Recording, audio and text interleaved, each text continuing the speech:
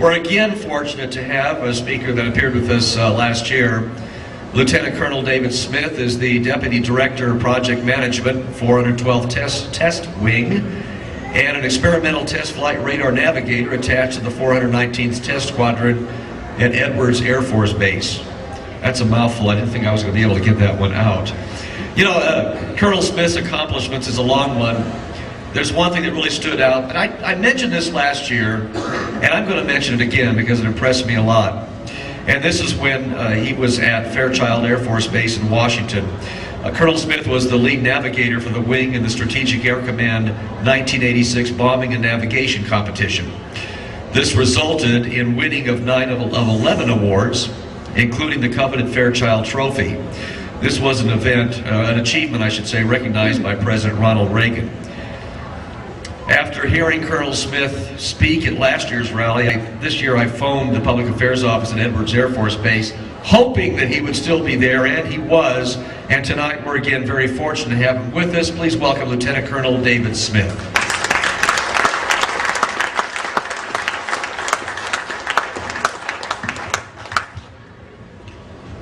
You know, it's a fabulous introduction. It's puzzling to me that it's about me. I'll tell you what it's really about, though. It's about my father. Because my father gave me very good advice when I wound up going into the United States Air Force. I went into the Air Force late. I was 27 years old. I had an interesting job. I was a product rep, a marketing rep for Jack Daniel's Distillery in Hawaii. It was a tough job. Someone had to do it. And I was caught up in a corporate right-sizing. That's business speak for you're fired. And that day that I got the call from the distillery from Lynchburg, Tennessee saying, we think it'd be a real good idea for you to start looking for another job, I received a little Aim High brochure in the mail.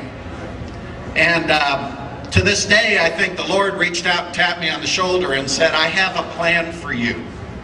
So I went to my dad and I counseled with him, and he said, you ought to take advantage of this, but to be a success, my father was career Army. He said, what you need to do is surround yourself with great NCOs. If you surround yourself with great NCOs, life becomes very easy.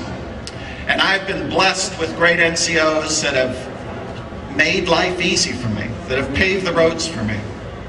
But to go back to the events of September 11th of '01, very briefly, I woke up, and as many of us did, was watching the morning news as the events of that day were unfolding.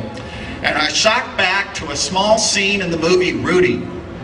And the little scene is when Notre Dame's about to take the field for a home game, and the coach simply yells at his players, no one comes into our house and pushes us around. And that's a fact. No one comes into our house and pushes us around.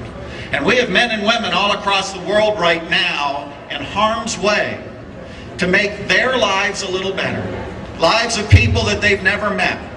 The life of a young soldier who was given up because he threw a young Iraqi girl that he had never known or seen and would never see again away from an improvised explosive device just before it blew up and took his life.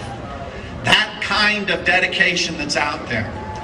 You know, it's like, I got to tell you, serving in the military, I believe, is easy because I'm here and I love what I do. I'm passionate about what I do.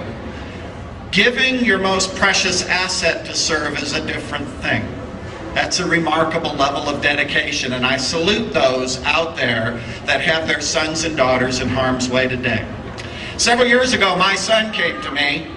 He was talking about his future, and he said, Dad, I hope this isn't going to hurt you, but I've really thought about this, and I simply have decided I want nothing to do with the military in my life.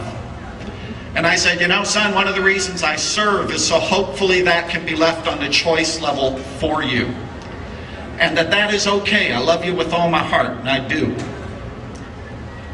Well, I don't know what has all happened of late, but he got home from field training a couple weeks ago, shot marksman, a honor graduate from his ROTC detachment, won the Warrior Leader Award, and has decided to accept a commission as a second lieutenant in the United States Air Force.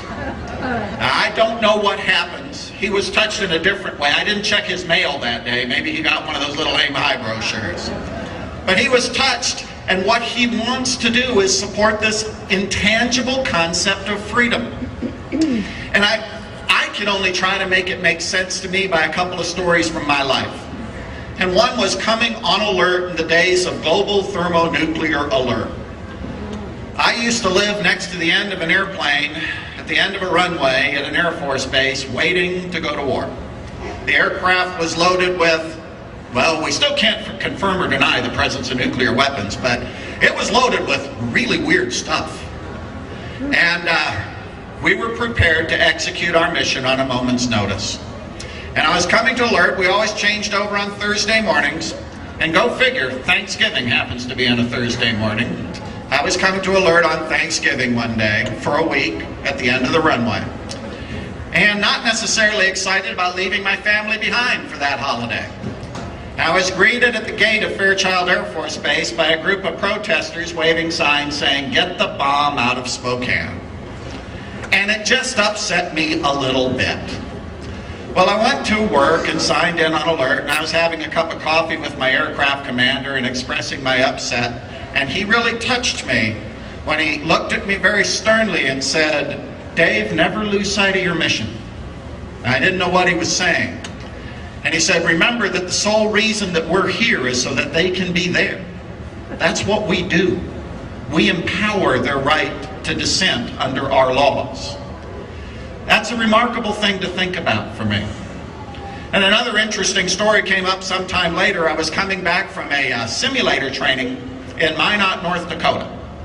The young man got on the airplane next to me. I'm flying in civilian clothes.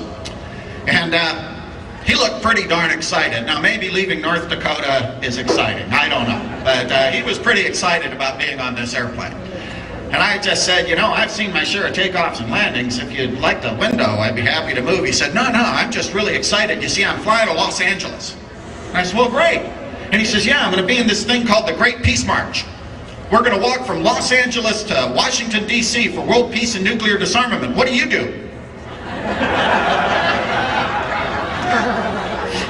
I said, "Well, I'm a bombardier on B-52s.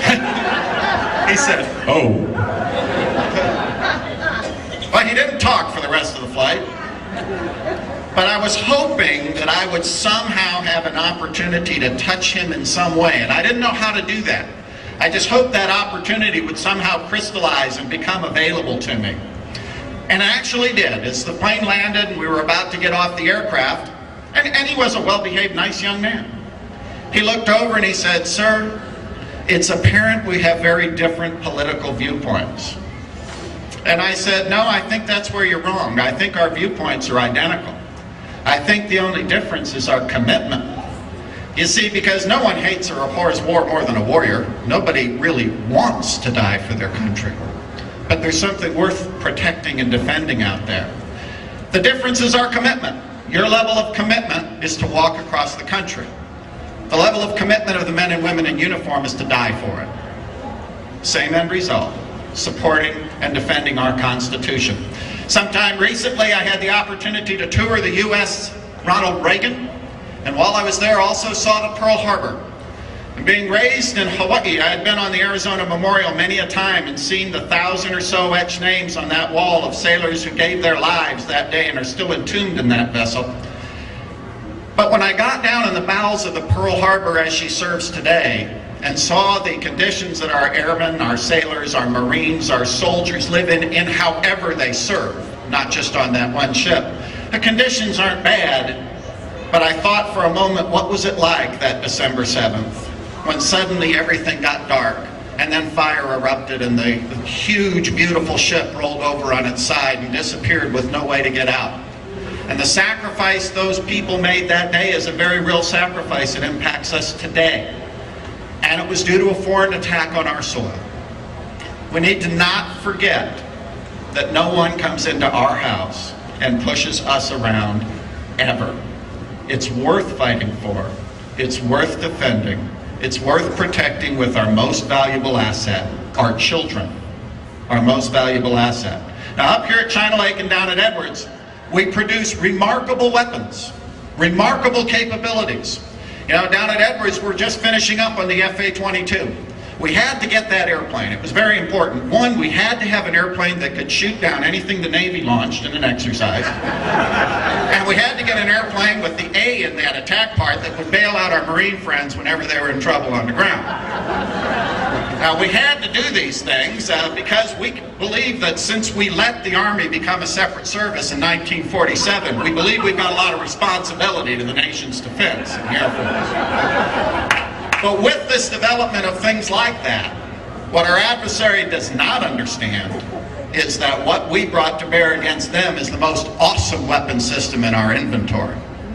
And that weapon system is a scared-to-death 18-year-old with a rifle in his hands, whose roots go back to 1776, when he had to deploy with a musket to stand against the most powerful army on the face of the earth and say simply, "No one comes into our house and pushes us around." That's what we are. I believe it's special, and I believe it's worth defending. It's been a great honor to come up here once again. I'm humbled to be in this group. God bless us all. God bless us here in this room and our soldiers, sailors, airmen, and Marines out front. I appreciate this opportunity, and amen.